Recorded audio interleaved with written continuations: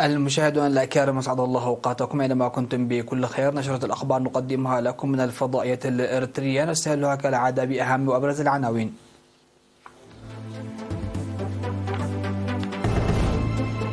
ورشة عمل لرعاية الأمومة والطفولة في أفعبت. تقييم نتائج امتحانات الشهادة المتوسطة في الإقليم الأوسط. هيئة النقل البري تبذل جهودا جادة للحد من المخالفات.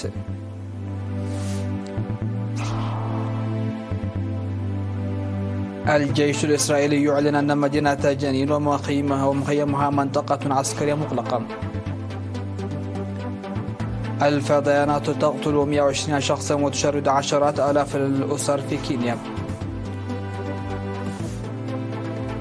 وتحطم طائرة عسكرية أمريكية تقتل 8 أشخاص في اليابان.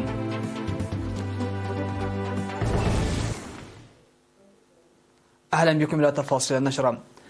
عقدت ورشة عمل في مدينة أفعبت إقليم شمال البحر الأحمر يوم 26 من نوفمبر بحثت أوضاع رعاية الأمومة والطفولة في مديريات أفعبت وناوفا وقرورة.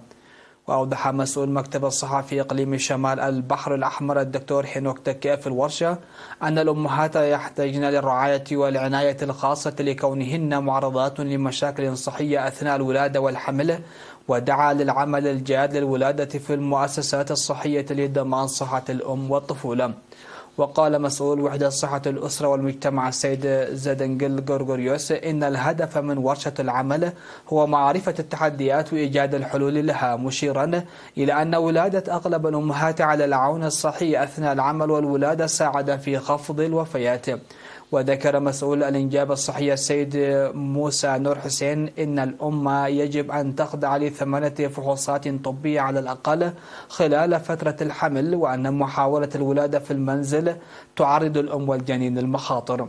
وأوضحت الورشة بأن أنشطة لجان رعاية الأمومة والطفولة في أفعبت وناوفا في تقديم المساعدة المالية للنساء الحوامل، المحولات للعلاج العالي، وتنظيم الشعب لبناء غرف انتظار الحوامل، والدعوة إلى إجراء الحوامل لفحوصات منتظمة والولادة في المرافق الصحية قد خفض من عدد الأمهات اللاتي يلدن في المنازل بشكل ملحوظ، وازدياد عدد النساء الحوامل اللاتي يتابعن حالتهن الصحية.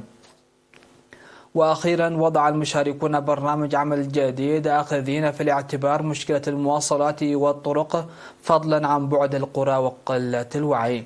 وقال المدير العام لقسم الخدمات الاجتماعية السيد رزاني في السهم إن ضمان سلامة الأم والطفل أمر ضروري لضمان استمرارية المجتمع.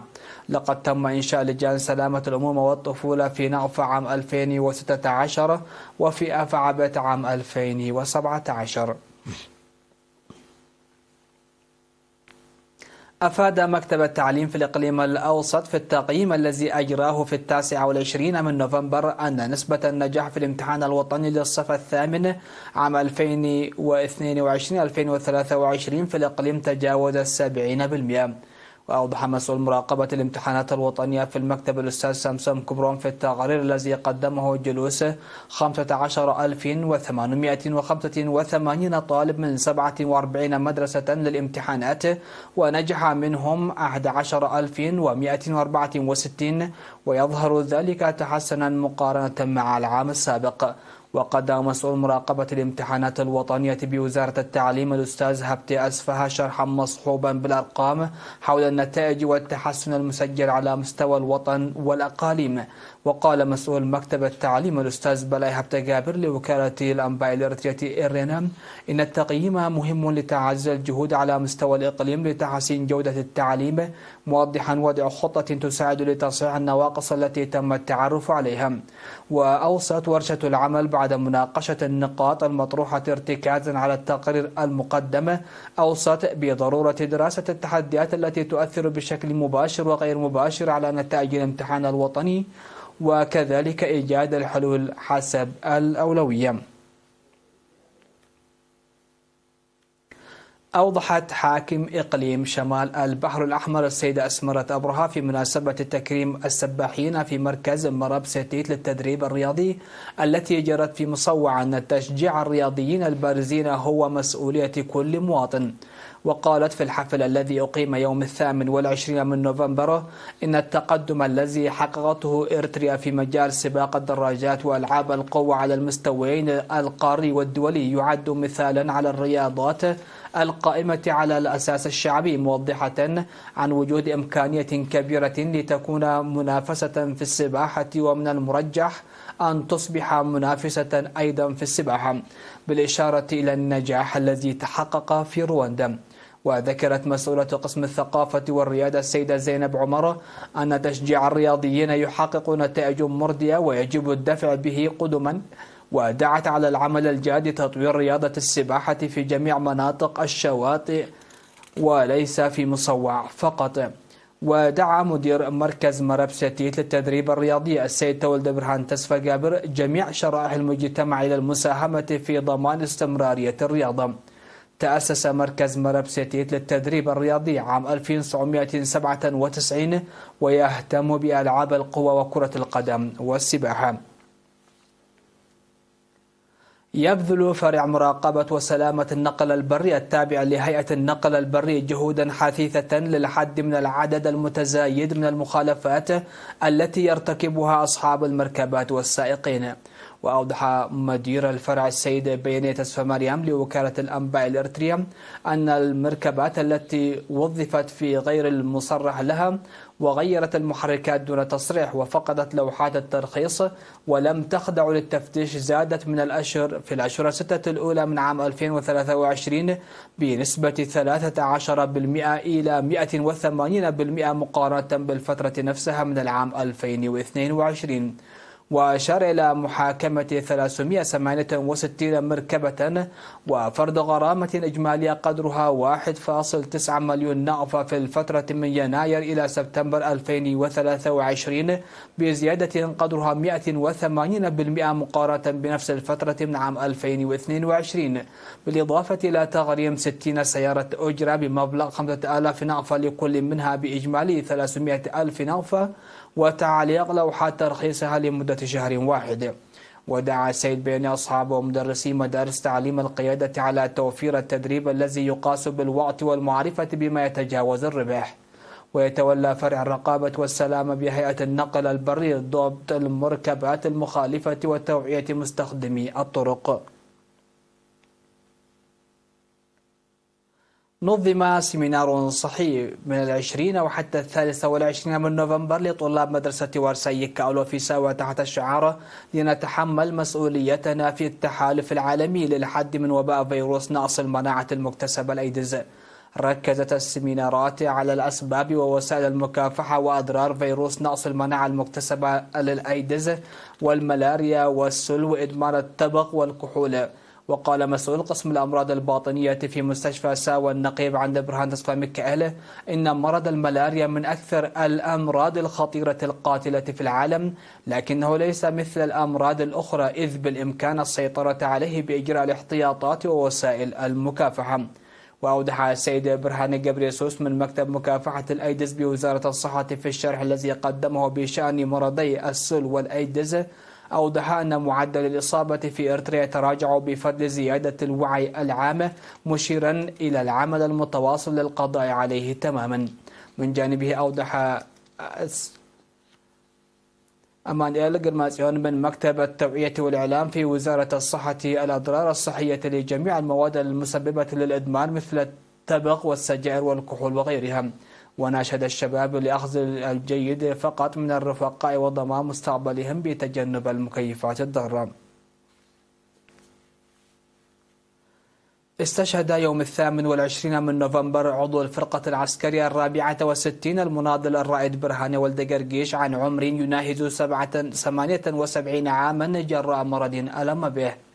التحق المناضل الرائد برهاني بصفوف قوات التحرير الشعبية في شهر يناير عام 1975 وخدم في مرحلة الكفاح المسلح في القوات المقاتلة وأمن الثورة وتهيئة الاقتصاد بالإضافة إلى معلمه، وبعد الاستقلال خدم بتفاني في الدفاع عن السيادة وبرامج الإعمار.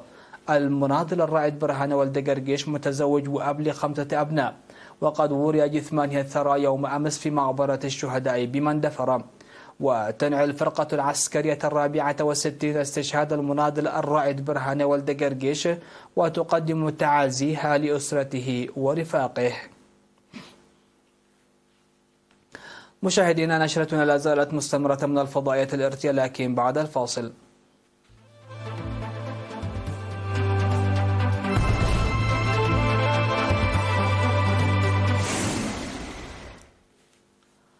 أهلا بكم مع الأنباء العالمية. يواصل الجيش الإسرائيلي عملياته العسكرية في مدينة جنين ومخيمها شمال الضفة الغربية وسط قصف صاروخي من طائرات مسيرة لعدد من المنازل والمركبات وتدمير البنية التحتية في المخيم، حيث تقوم الجرافات بتجريف الطرق وضرب خطوط المياه والكهرباء.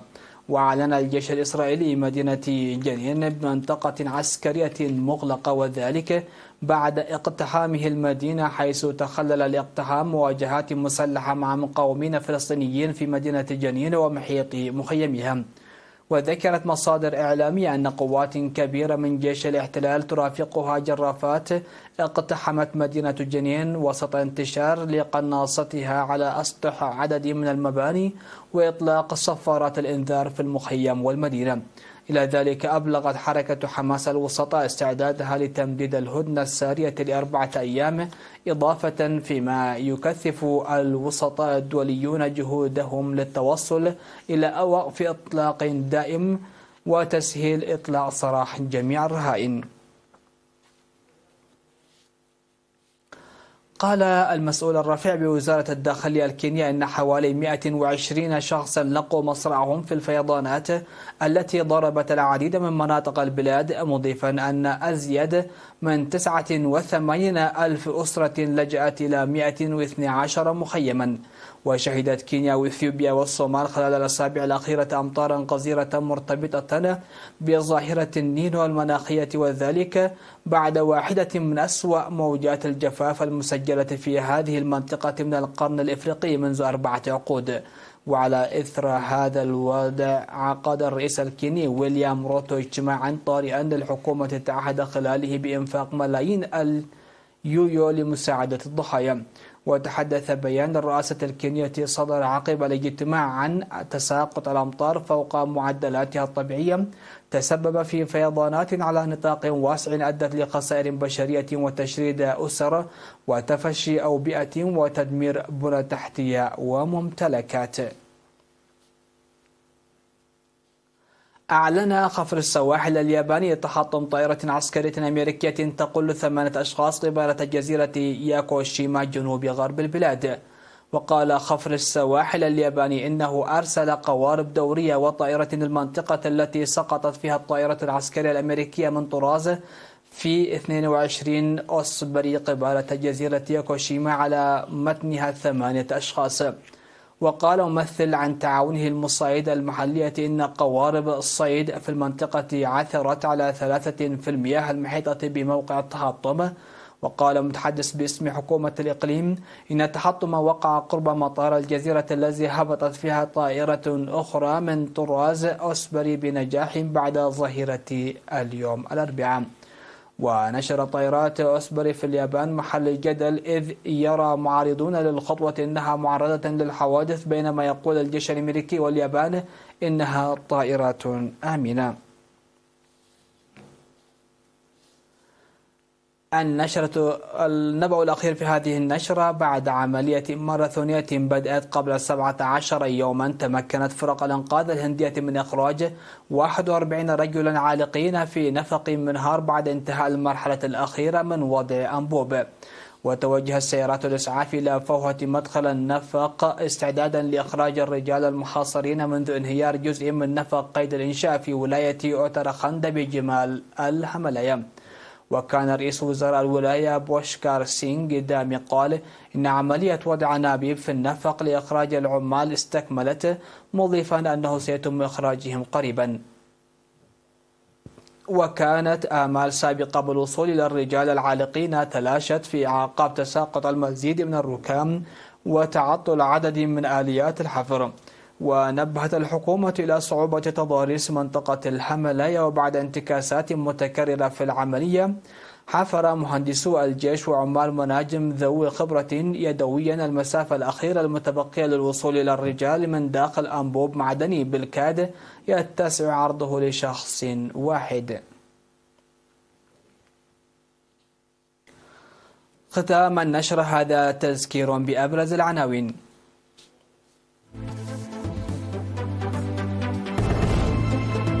ورشة عمل لرعاية الأمومة والطفولة في أفعبت. تقييم نتائج امتحانات الشهادة المتوسطة في الإقليم الأوسط.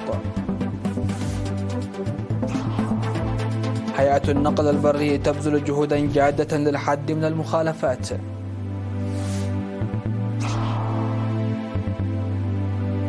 الجيش الإسرائيلي يعلن أن مدينة جنين ومخيمها منطقة عسكرية مغلقة.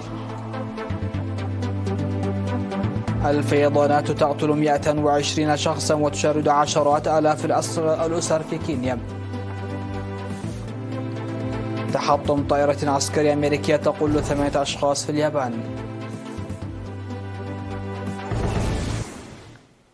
سادتي سيدات، هكذا نكون قد وصلنا وإياكم إلى نهاية نشرة هذه الفترة. هذه تحيات وتحيات الفريق العامل، ودمتم في أمان الله.